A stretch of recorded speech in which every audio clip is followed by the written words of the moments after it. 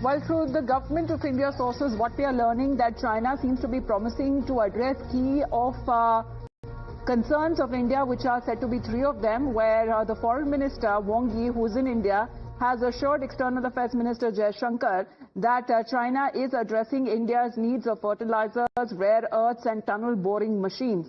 And these sectors are said to be critical for India's agriculture and high-tech industries and for infrastructure development. Let's get connected with Rishabh.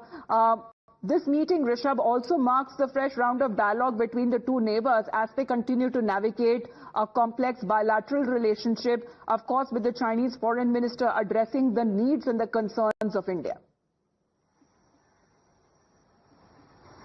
Well, definitely. See, India and China are coming together. Beijing and New Delhi are cozying up. That there is no second thought about it. And both the countries do understand that given the current geopolitical situation, both the countries need to stand by each other for the regional stability as well as for the global, power that has to be.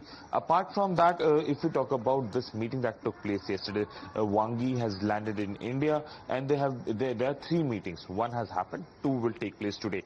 Yesterday, Wang Yi, when he met Dr. S. Jaishankar, there were a lot of talks, including boundary issues and others as well, given that the two countries do have a lot of pending issues in particular. But in particular, the three things that the sources suggest: fertilizer, rare earths and tunnel boring. These are the three things that China has promised, is as per sources.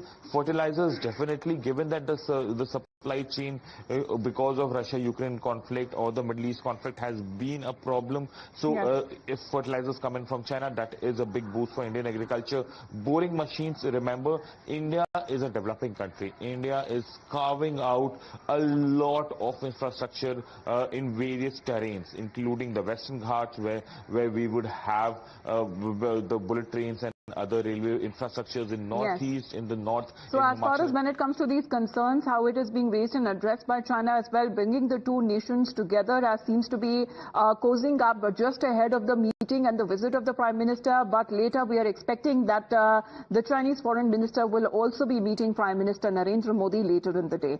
Thank you very much for the moment, Rishabh, for joining in. Well, those are the updates that